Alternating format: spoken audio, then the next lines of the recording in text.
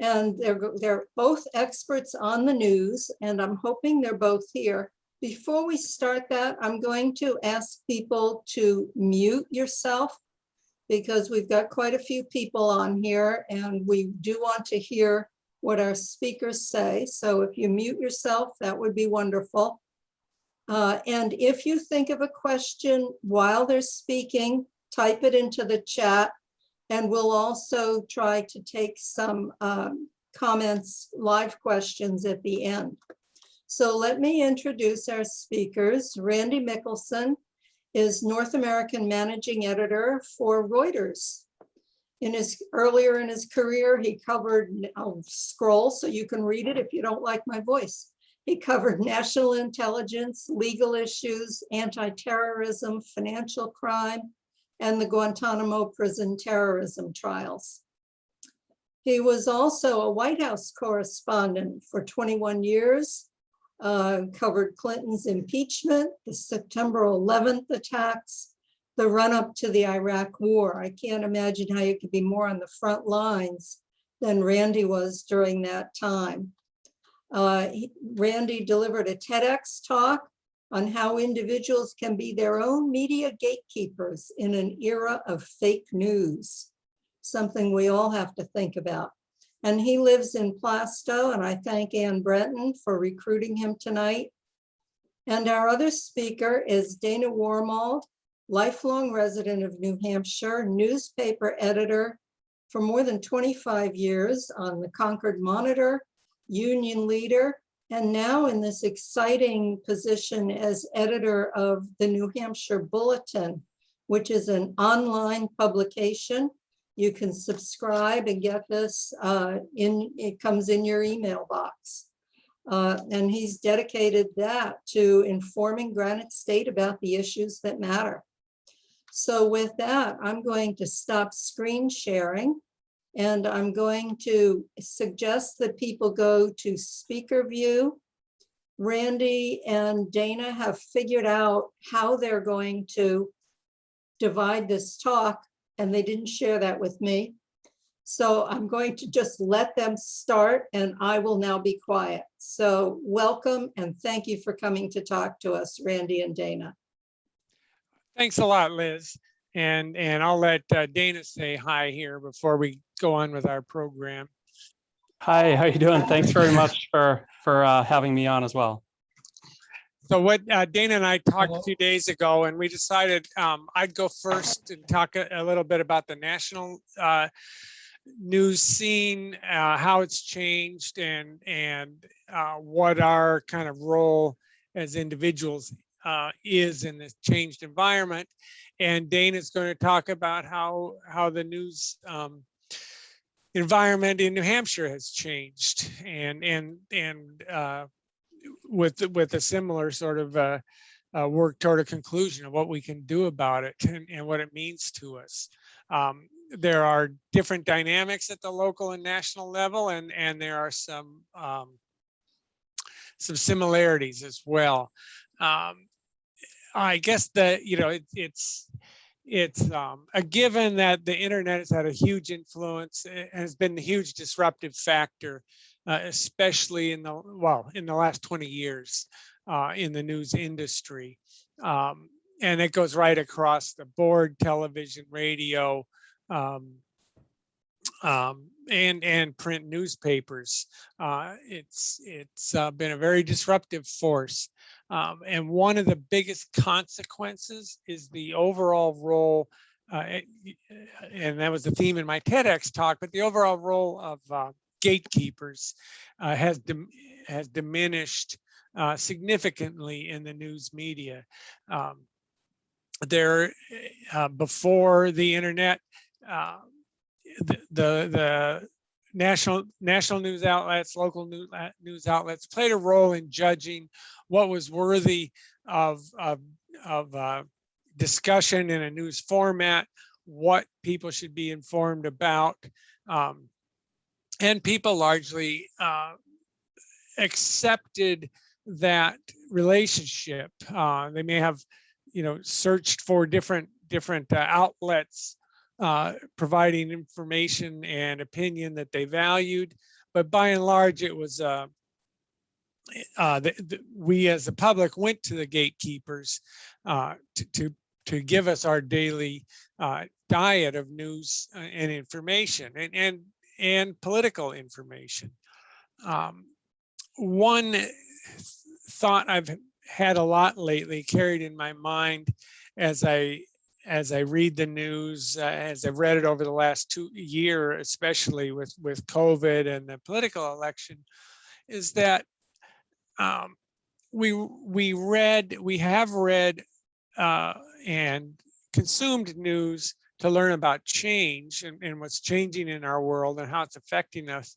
But we've also looked to it for a comfort and a sense that the world as we know it is continuing. There are, disruptions and heartbreaks and changes here and there. But I think when we would pick up our newspaper or turn on the television, we had a sense that still that the world as we know it was going on and, turning the chapter on another day. I think that relationship has changed. I don't know that we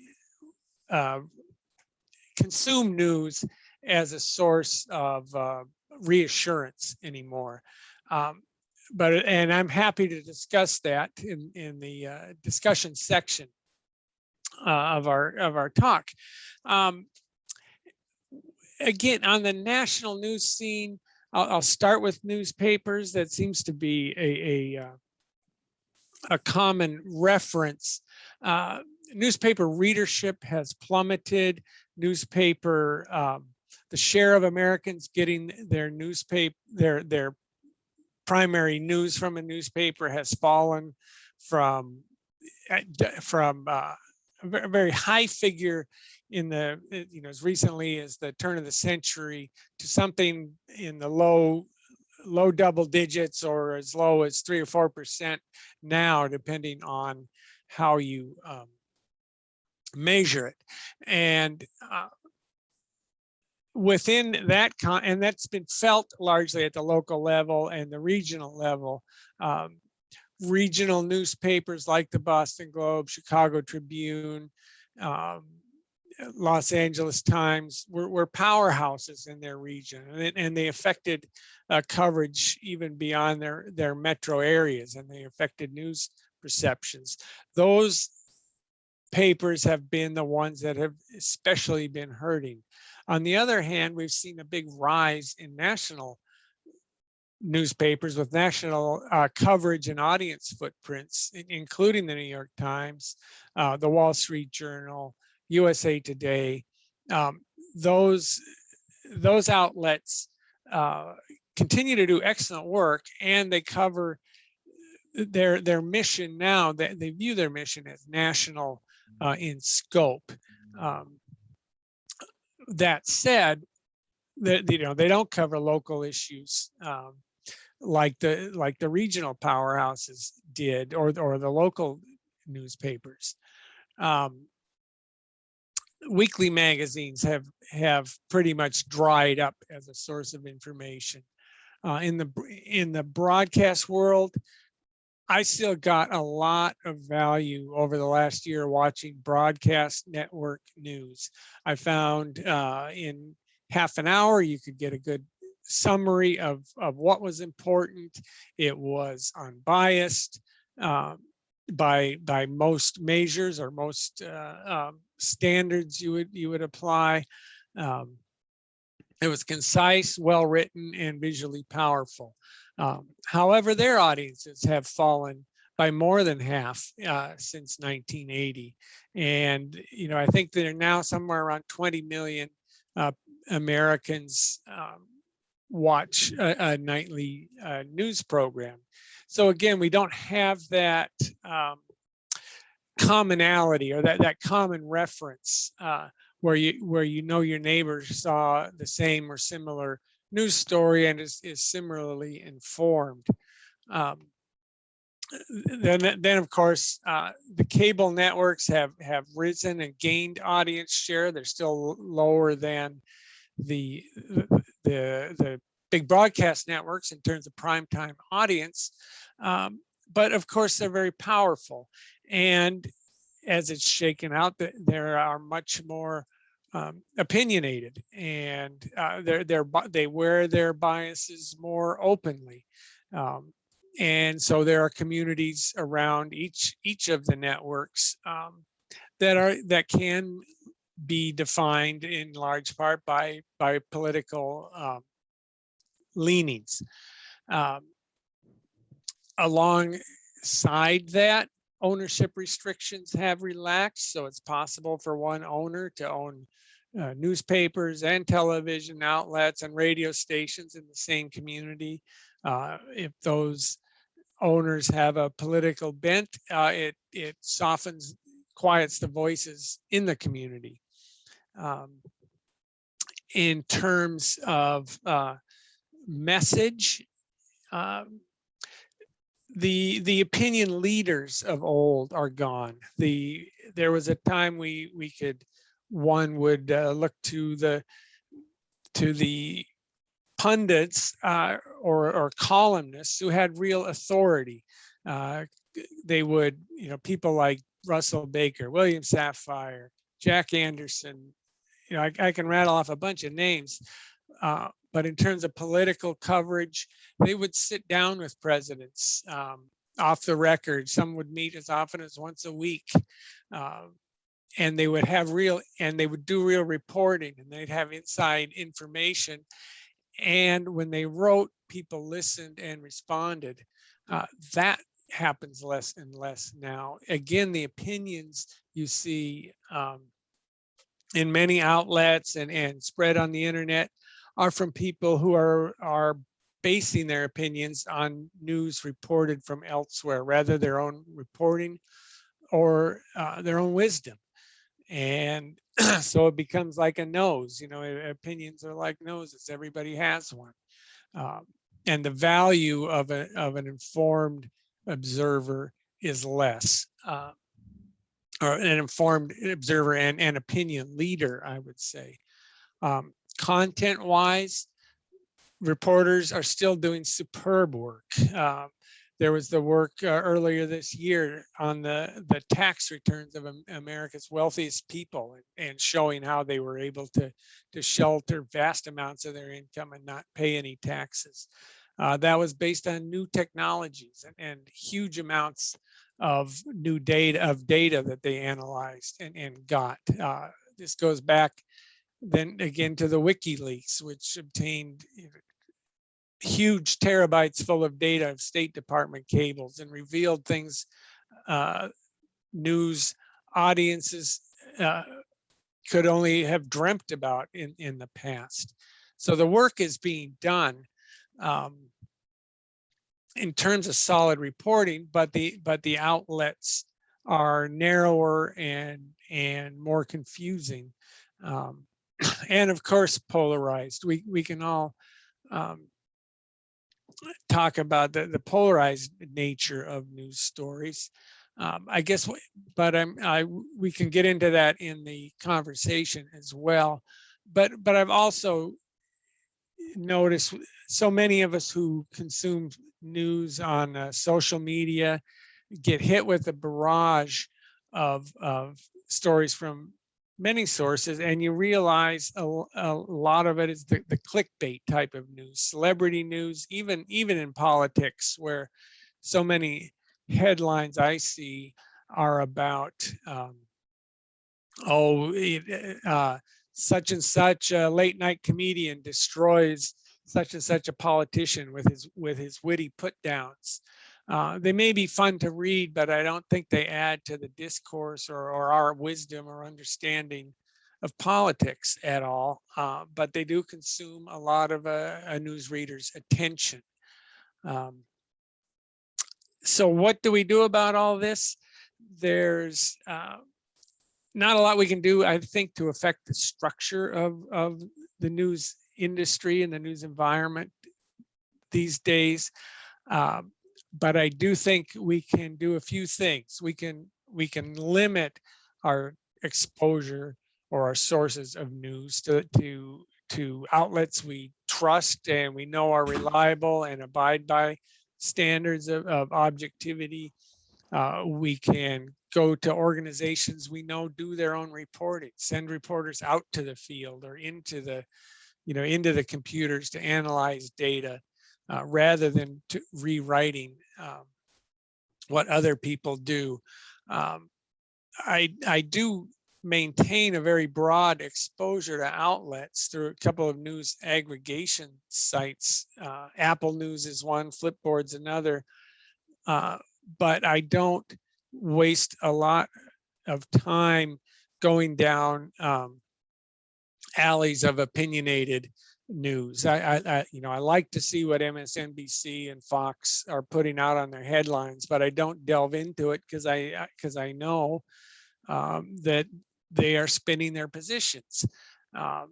If I want to understand what's going on in the world, I will look to an outlet like the New York Times, like my organization, Reuters, Associated Press. There's a whole world of news, BBC, whole world of news organizations that remain credible, do their original reporting, and abide by standards of objectivity and freedom from bias. And then one final message in this portion of my talk is sharing news and social media activities. I think it is important for us as participants in a democracy to share credible news. I don't think it's so important to argue our politics online, but I think if we can expose our online communities to news we find credible and relevant, I think that does serve the cause of democracy.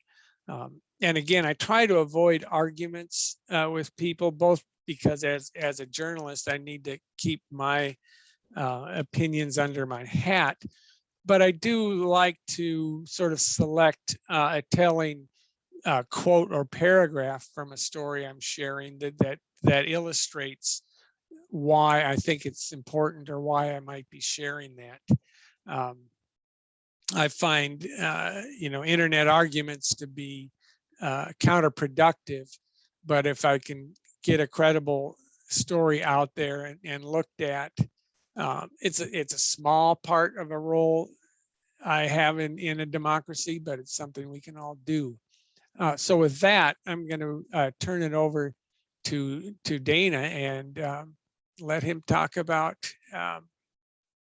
the local environment. And I say we do both welcome questions while we speak. So do feel free to submit it in a chat or otherwise. Thanks, Randy. Can everyone hear me okay, just before I start? Okay. So when I sat down to try to put some notes together, and I just wanted to read this quote to you first, because it's kind of guided my thinking I read it probably for the first time 10 years ago, and it's kind of guided my thinking on what my responsibility is. So I'm just going to read this to you. Thus, we see a proliferation of layouts intended to sell newspapers with headlines in large fonts bearing no relation to the value of the information contained in the articles they introduce. Articles written to flatter the public's taste for the simple-minded or sentimental. The newspapers shout right along with their readers and seek to please when they ought simply to enlighten. In fact, they give every sign of holding their readers in contempt, and in doing so, journalists judge themselves more than they judge the public. The argument for the defense is well known. We give the public what it wants, but this isn't what the public wants. It's what the public has been taught to want, which isn't the same thing. So Albert Camus wrote that in 1944 when he was working for an underground newspaper in Paris during the Resistance. Feels kind of true now. It's felt true for the entire time since he said it. And I was thinking a lot about, when I on the website, for the League of Women Voters, there are a few topics I wanted to talk about: how coverage has changed, how to find journalists we can trust, how to recognize distortion. And I think the best way for me to talk about how local coverage has changed is to talk about the newspaper that I know best, which is the Concord Monitor. And I think it's important. I won't go into too much detail, and you can ask me more questions about how things were and how they are now after I talk a little bit, but I don't want to, go too much into the old days and remember when. But I think it's illustrative of the challenges that newspapers face outside of, the political issues. The financial issues drive a lot of the issues readers have with the coverage that they're offered. So I started making notes too of when I started at the Monitor in 1995. I was right out of college, and I was trying to count in my head, but we had about a dozen editors, different layers of editor. This is a Concord Monitor, as most of you know, is not a giant paper and wasn't back then either. We had at least 15 reporters, and it probably went up or down one or two, depending on, the season and the year. We had a lot of reporters sort of move on to bigger and better things. So sometimes we'd have gaps, but that's about right. I think 12 and 15. We had 4 photographers full-time, including 1 intern. We had a full sports desk of a couple of editors, 3 editors, I think, 3 full-time sports writers. So I can go on and on. These dozen editors I'm talking about were responsible for different pieces of the paper. A typical Tuesday newspaper was 4 sections, 36 pages. That's about the size of the Monitor Sunday paper now. A typical Tuesday paper for the Monitor now is 16 pages, 2 sections, not really any ads. Our 32-page Tuesday paper back in 1995 was full of ads. So the news holes are about the same. The number of editors at the Monitor now, I was one of 3 editors when I left a few months ago. And there were 5 reporters still responsible for filling a news hole that a dozen editors and 15 reporters filled in the 90s. So it's important to think about those numbers when you're gauging how coverage has changed in the Concord Monitor or any other of your beloved community newspapers. I would hear a lot of frustration from longtime subscribers when I was at the Monitor. And you never want to make excuses, because the bottom line is, we have a job to do as journalists. We try to do it as well as we can. But the challenges of doing good journalism while facing such an amazing lack of resources, not just in comparison to what it was like in the 90s, but just in a general, think about, 3 editors trying to do, the front page stories, the national stories, the community news, the sports stories, and 5 reporters trying to fill that news hole. So what you lose there, and this speaks to the question of that first point of how coverage has changed. So now you have 5 reporters who are trying to fill this news hole. You can't go too deeply into a story. You need to crank it out. You need to spend 3 hours tops and then move on to the next story you've been assigned. And if you have something longer, good luck finding the time to do it. It's just, and good luck finding an editor who can, spend an hour or 2 helping you make the story as good as it can be, and as readable as it can be, and as informational as it can be. So I say all of this, again, not to make excuses for myself when I was at the Monitor, or for any other journalist in that situation, but it is the reality. I get the frustration. You're paying more for the product than you were 20 years ago. And it feels like you're paying for so much less than what you paid for. The scary thing is, if we lose the Monitor, if we lose the Keene Sentinel, if we lose the Nashua Telegraph, what we're losing is the piece that's still the pieces of our media landscape that are still going into small towns, maybe not as they used to. but they're still positioned to cover a Warner Selectmen's meeting, and I'm not saying they do that. And again, so, to go back to the Monitor in the 90s, we covered, as the number that sticks out in my head is 46 towns. I was a regional reporter for a little while. There were 8 of us. And so we'd have about 5 or 6 towns that each of us were responsible for. That doesn't exist at all anymore at the Monitor, and I doubt it exists anywhere else. But the Monitor is still positioned to say, hey, this is an interesting issue going on in Warner. I think it's something that has statewide relevance, and they can go and find the resources to do that. We can't, the Monitor can't cover town meetings like they used to, and they don't have the bodies anymore. So that is, to me, the biggest factor of how local journalism has changed. It's the papers have been gutted.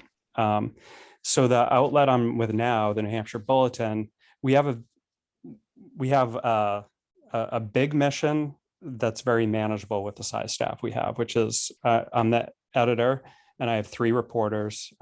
Two of them are veteran New Hampshire journalists. The third is very much an up and coming journalist, who's our Amanda Goki, who's our energy and environment reporter. And she came into the job with a very good understanding of those issues regionally. She's from Vermont, just over the border. So she brought that sort of pre-existing knowledge. And then Anne Marie Timmons was at the Monitor at the same time I was in the 90s, and Ethan DeWitt was at the Monitor my second go around there, and before that was at the Keene Sentinel. So between the 4 of us, we're able to follow state government, and we have the luxury that other outlets don't have of really digging into stories that we think are important, from education, health, energy and environment.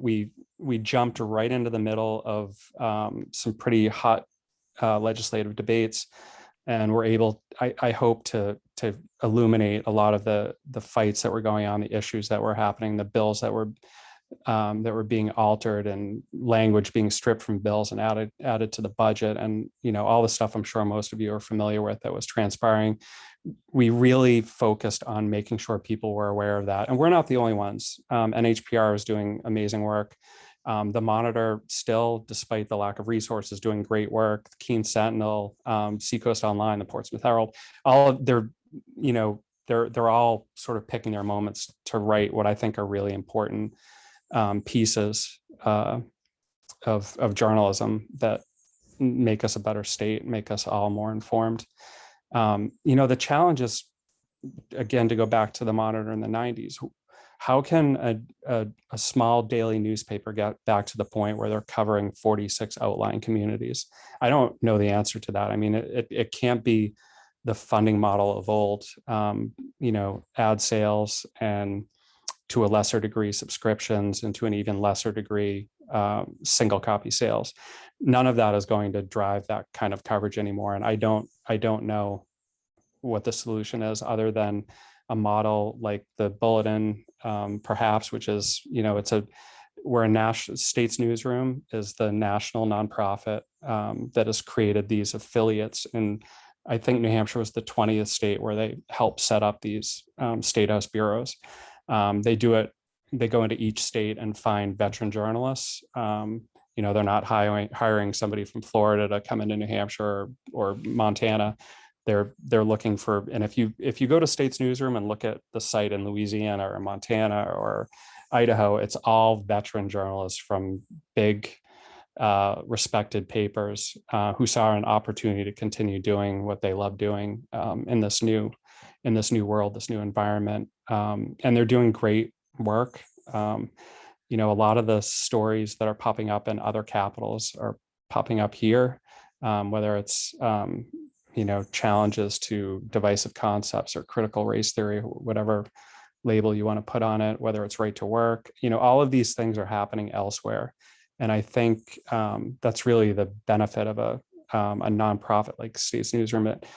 It creates these small newsrooms that are also affiliated with other small newsrooms. And and when necessary, creates a really big newsroom.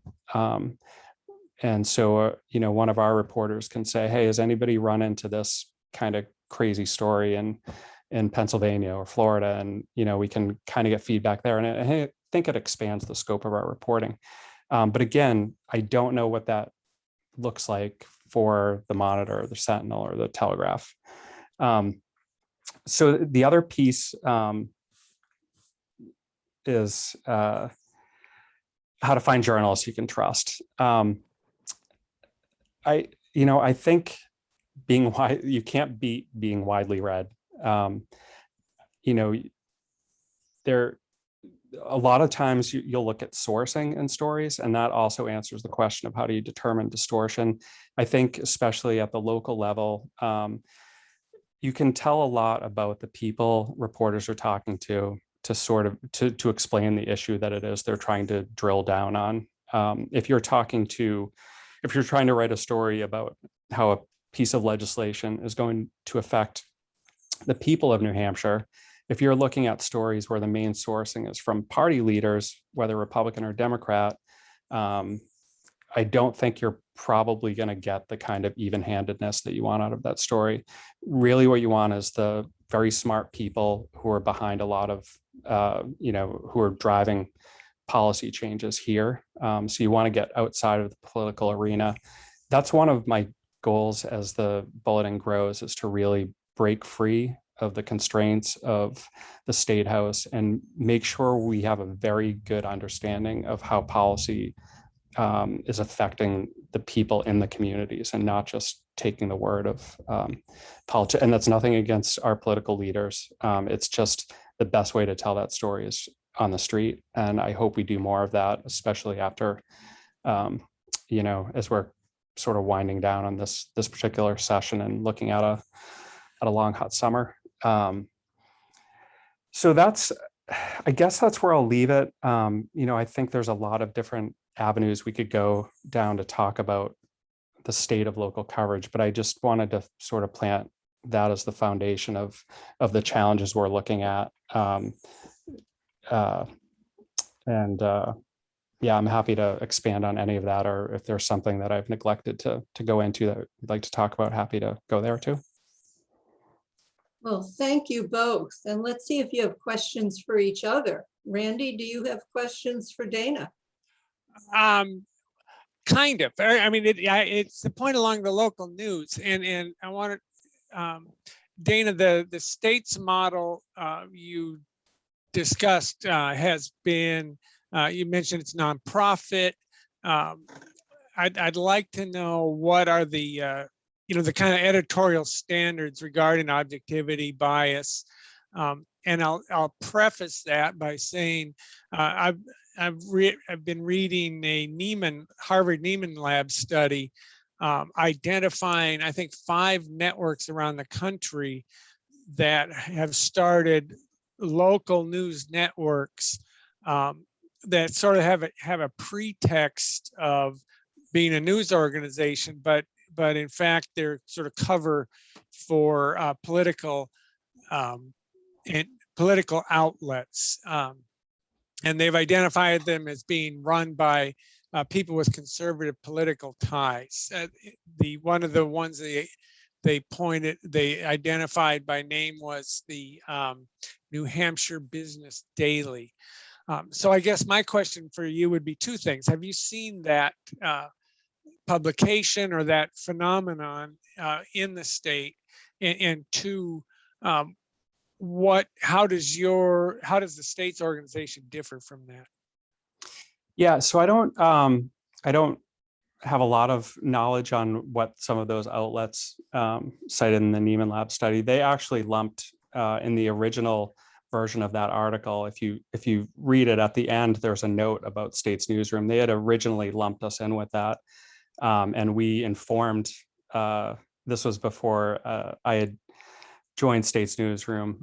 There were claims that we were sort of a liberal outlet, and that's where the money was coming from, and that the State's Newsroom organization was populating capitals with left-leaning journalists.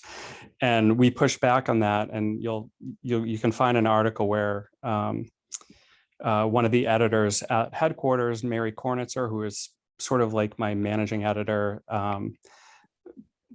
pointed out to the Neiman Lab that if you look at the journalists who are working for State's newsroom, they are all established journalists in their states, and so there was a retraction on that story. But it's easy to get swept up in that because there are so many sites.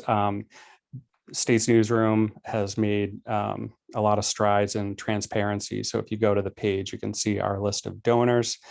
We also, each local site, we hope people support our content through reading and through donations if they see fit. But we're not, to do what we need to do, we're not solely relying on that. So it's not like we're always trying to raise money so we can get out the next day's stories. So I have seen that phenomenon. I think what's great about State's newsroom, and I had my reservations, I took this job earlier this year. I hadn't heard of them before, and a former colleague said they were coming to New Hampshire and I should check them out. And I did. Spent a lot of time reading the other sites and asking the same questions about funding. I think that's a hugely important question. I had questions about transparency. And again, some of those are answered on the site. And then as I talked to them, I realized, okay, they are trying to establish an independent bureau. And that's exactly what it's been. There is no, the stories that we write are developed by the four of us, me, Anne Marie, Amanda, and Ethan. We have a news meeting every morning. And it's completely, it's sort of like the old Monitor, which I love, which is a lot of the stories are reporter driven. And I have these great, brilliant reporters who say, hey, how about writing this? And I'm like, yeah, absolutely. That's a great story. And it's an even better story because it's interesting to them. They've identified it as something that is important for people to know about.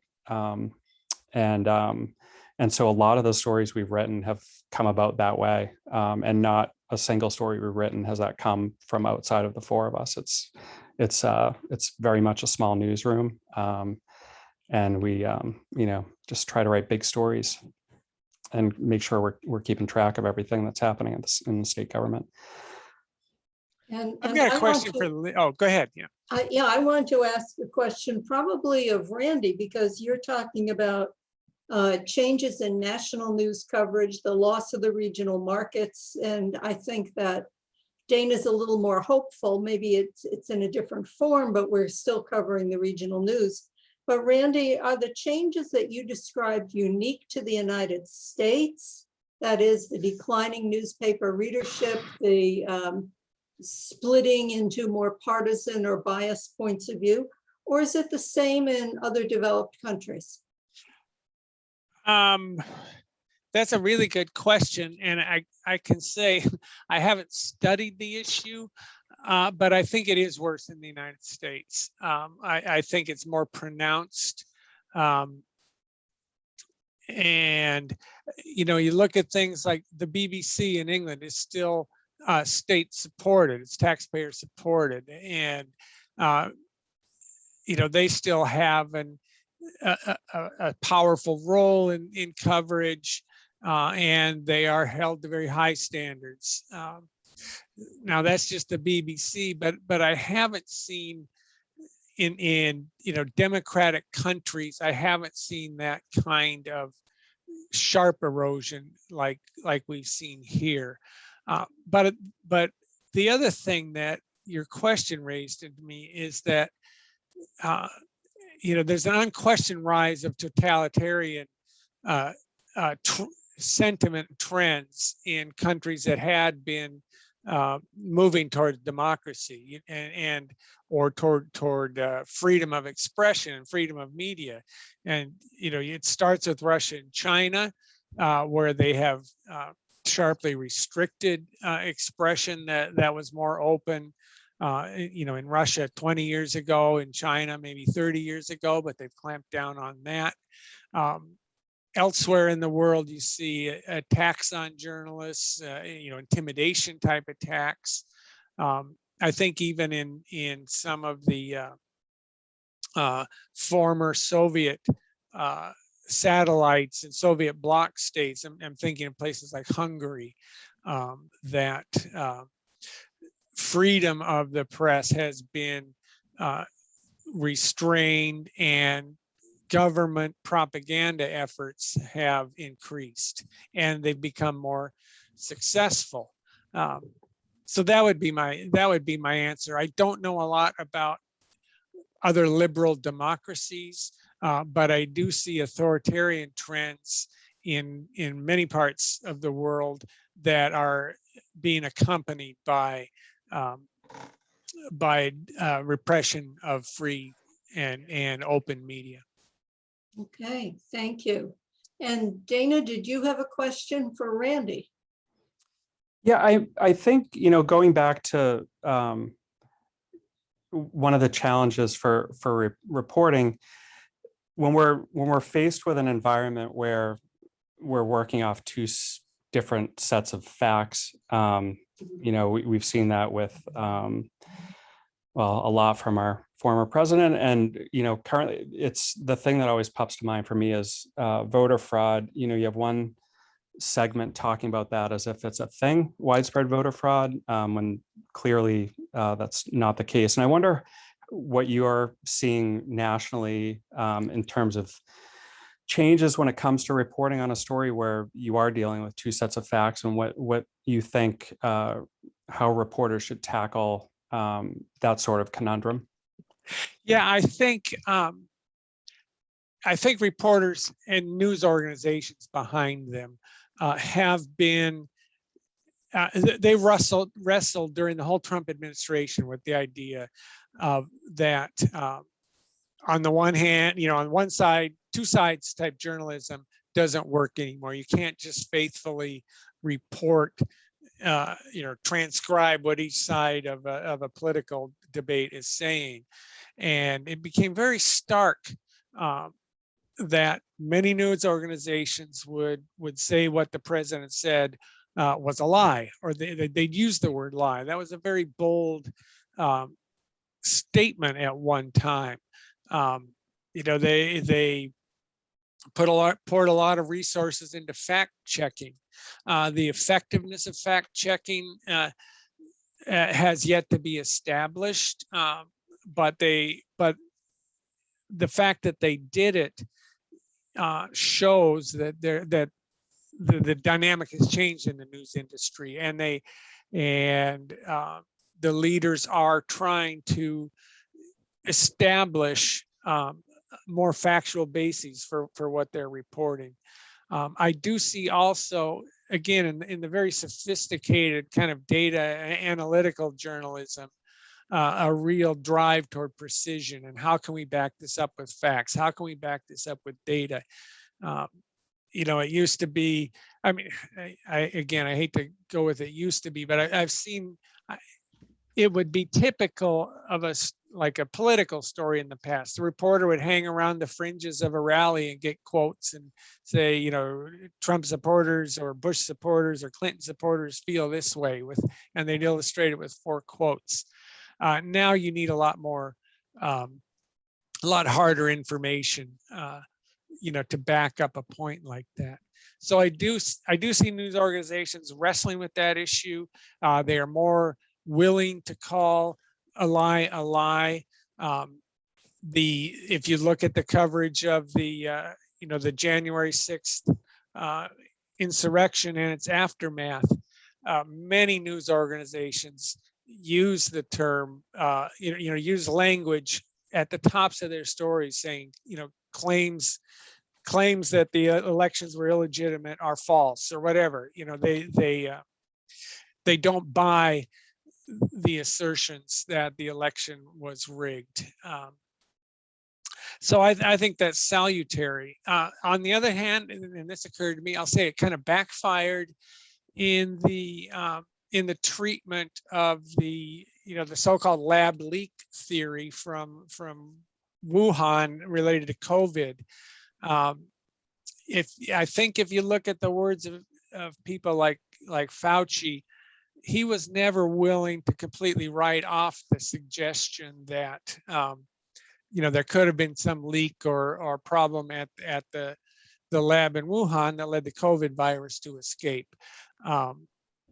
But there was a letter circulated from distinguished scientists in which they kind of heaped scorn on the notion, and a lot of the media picked up that idea and ran with it. I think if you read carefully the coverage over the entire course of COVID, there were few people willing to say completely that it wasn't a possibility. And now you've got intelligence agencies and, non-biased sorts of analysts saying, this could have happened.